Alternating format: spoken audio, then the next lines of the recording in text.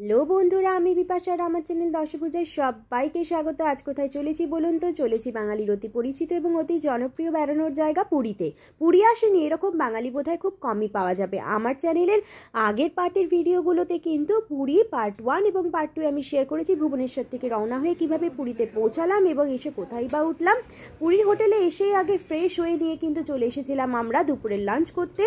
ঘরোয়া স্বাদের অতি সুস্বাদু খাবার খেয়ে কিন্তু জার্নির ক্লান্তি দূর হয়ে গেল। বেজে গেছে বিকেল 5টা, আমি রেডি হয়ে নিয়েছি আর যাব এখন কিন্তু সি বিচের দিকে। সেপ্টেম্বর মাস ছিল বলে দুপুরটা বাইরে খুব গরম ছিল, তবে বিকেলের দিকে কিন্তু খুব সুন্দর হাওয়া দিচ্ছিল। পুরীর সমুদ্রের ধারে রাস্তাটিকে যদি ফার্স্ট লেন ধরি তাহলে এই সামনে যে রাস্তাটা দেখতে পাচ্ছেন ওটা হলো সেকেন্ড লেন। আর সেকেন্ড লেনে ঢুকেই কিন্তু আমাদের ছিল হোটেলটা এবং এই গেস্ট হাউসটা কিন্তু লাইট হাউসের দিকে, তাই এখান থেকে একেবারে গাড়ি নিয়ে বেরিয়ে পড়েছিলাম। কি সুন্দর হাওয়া আর মনটা কি ভালো হয়ে গেল। পুরী যতবারই আসি না কেন, পুরী কিন্তু কখনো অন্তত আমাদের বাঙালিদের জন্য পুরনো হয় না।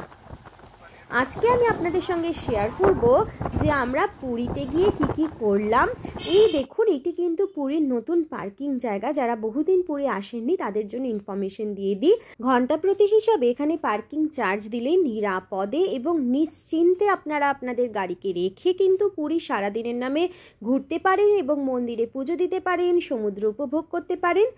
আমার চ্যানেলে নতুন বন্ধুদেরকে অনেক অনেক স্বাগত। যারা আজ প্রথমবারের জন্য আমার ভিডিও দেখছেন তাদের কাছে অনুরোধ রইল, আমার ভিডিওটি যদি আপনাদের ভালো লেগে থাকে তাহলে অবশ্যই একটি লাইক করতে ভুলবেন না। বন্ধু বান্ধব আত্মীয় স্বজন যারা একটু ভ্রমণ পিপাসু তাদের সঙ্গে আমার ভিডিও ব্লগগুলো শেয়ার করবেন। আমি কিন্তু মাঝে মধ্যে নানান জায়গায় ঘোরার ভিডিও শেয়ার করে থাকি। আর দেখুন পার্কিং এরিয়াটা কত বড়। এই পার্কিং এরিয়ায় কিন্তু গাড়িটি আমাদের ধীরে ধীরে পার্ক করে নেওয়া হচ্ছে। পার্কিং এরিয়াটা কিন্তু খুব ওয়েল মেনটেনডও। এখান থেকে বেরিয়ে আমাকে কিন্তু চলে যেতে হবে সমুদ্রের দিকে এবং সমুদ্রে যাওয়ার জন্য মনটা কেবলই খালি হাঁকুপুকু করছে। দেখুন আমরা কোথায় পার্ক করে নিলাম। আমরা পার্ক করলাম হোটেল দ্বীপ গঙ্গার ঠিক সামনের দিকে। এটা মনে রাখা কিন্তু খুব দরকার, কেননা রাতের দিকে যখন অন্ধকার হয়ে যাবে এটা যদি মনে রাখতে পারেন তাহলে কিন্তু আপনাদের গাড়িটি খুঁজে পেতে সুবিধা হবে। বাচ্চারা কিন্তু সমুদ্রের ধারে এসেই বালি নিয়ে খেলতে শুরু করে দিয়েছে। দেখুন ঋতরাজ কেমন বালি নিয়ে খেলছে, তবে কতক্ষণ যে এক জায়গায় চুপ করে বসে থাকবে সেটাই কিন্তু চিন্তা করার বিষয়। যাই হোক, বাচ্চারা যতক্ষণ বসে থাকে ততক্ষণই ভালো। যা খুশি করুক, বালিতে এসে লোটালুটি করুক, সারা গায়ে বালি মাখুক, আজ আমি সব কিছুর জন্যই তৈরি। ওদেরও তো রিফ্রেশমেন্টের দরকার বলুন। আমাদের মতন কোথায় আর ওরা মাঠে ঘাটে ছুটে খেলতে পারে? মোটেই পারে না। এইটুকুই ওদের রিফ্রেশমেন্ট। তাই জন্যই বাচ্চাগুলোকে নিয়ে মাঝে মাঝেই একটু বেড়াতে বেরিয়ে পড়া। এই যে বলতে বলতেই তিনি উঠে চলে এসেছেন সমুদ্রের জলের কাছে। সত্যি তো বিকেলবেলা হয়ে গেছে বলে বাচ্চাগুলোকে আর জল ঘাটতে দেবো না তা কি হয়? ঠান্ডা লাগবে। তবু এটা ওদের কিন্তু ডেমোক্রেটিক অধিকার। আমার চ্যানেলে নতুন বন্ধুদের কাছে আরও একটি অনুরোধ রইল, আমার চ্যানেলটিকে একটু আপনারা দয়া করে সাবস্ক্রাইব করে দেবেন এবং এর পাশে থাকা বেল বাটনটি কিন্তু অবশ্যই প্রেস করতে ভুলবেন না, যাতে আমি যখনই কোনো নতুন ভিডিও আমার চ্যানেলে আপলোড করব সবার আগে নোটিফিকেশন আপনাদের কাছে পৌঁছে যায়। পুরনো বন্ধুদেরকে আমার পাশে থাকার জন্য অসংখ্য ধন্যবাদ। চলে এসেছেন উট মহারাজ। অনেকবার মেয়েকে বললাম চল মনা আমার সঙ্গে একটু উঠে উঠবি, মোটেই রাজি হলো না। আর তো কেউ নেই বলুন, আমি কার সাথে উঠবো? পুরী এতবার আসা হয় কিন্তু উট বা ঘোড়া কারো পিঠেই চাপা হয় না। যাই হোক, বিচটাই একটু আপনাদের ঘুরিয়ে দেখাই। এই হলো লাইট হাউসের সামনের দিকের বিচ এবং এই বিচটা কিন্তু যথেষ্ট ফাঁকা এবং আপনি নিশ্চিন্তে বসতে পারবেন। স্বর্গদ্বারের ঘিঞ্জি বিচকে যারা একটু অ্যাভয়েড করতে চাইছেন তাদের জন্য লাইট হাউসের দিকে হোটেলে থাকা এবং এই বিচটি এনজয় করা কিন্তু খুবই ভালো অপশন। বিকেল হয়ে যাওয়ায় মনটা খ্যাপুলি খালি চা চা চা চা করছে।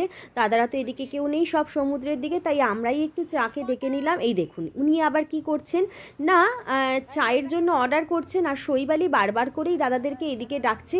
চা দাদারাও ডাকছে কিন্তু তারা তো মোটেই জল ছেড়ে উপরে আসবে না। এবার দুজনের টানা পড়েনে দড়ি টানাটানি খেলায় মহিলা দলই জিতলো এবং দাদারা উপরে আসতে কিন্তু বাধ্য হলো। আমরা চাটা খেয়ে নিলাম। চা খেয়ে এবার একটু খিদে পেয়ে যাওয়াতে বাচ্চাদের নিয়ে চলে এসেছিলাম একটু সুইট কর্ন খাওয়াতে। সুইট কর্ন কিন্তু খাওয়ার জন্য একটি হেলদি অপশনও বটে। দাদা কিন্তু খুব সুন্দর করে যত্ন সহকারে বাচ্চাদের জন্য বানিয়ে দিচ্ছিল। আজকের ভিডিওটা তবে আর দীর্ঘায়িত করব না, পরের ভিডিওতে আপনাদের দেখাবো আমরা কি কেনাকাটি করলাম এবং ডিনারের জন্য কোন অপশনটা পছন্দ করে নিয়েছিলাম, কোন রেস্টুরেন্টেই বা খেলাম। আমরা কিন্তু একটি অতি জনপ্রিয় পুরীর রেস্টুরেন্টে খেয়েছি। সমস্ত ভিডিও ব্লগ আপনাদেরকে পরের পার্টের ভিডিওতে শেয়ার করব। আর এই দাদার কাছ থেকে যদি আপনাদের সুইট কর্ন খেতে হয় তাহলে চলে আসতে হবে হোটেল তারা প্যালেসের একদম উল্টো দিকে। তাহলে বন্ধুরা আজ এইটুকুনি, দেখা হবে অন্য কোনো ভিডিওতে আপনাদের সঙ্গে আবার। ততক্ষণ পর্যন্ত ভালো থাকবেন, সুস্থ থাকবেন আর দেখতে থাকবেন দশভুজা। আর আমার ভিডিওটিকে ভালো লাগলে কিন্তু অবশ্যই লাইক শেয়ার করতে ভুলবেন না। আপনাদের পুরীর অভিজ্ঞতা কমেন্টে জানাবেন। টাটা।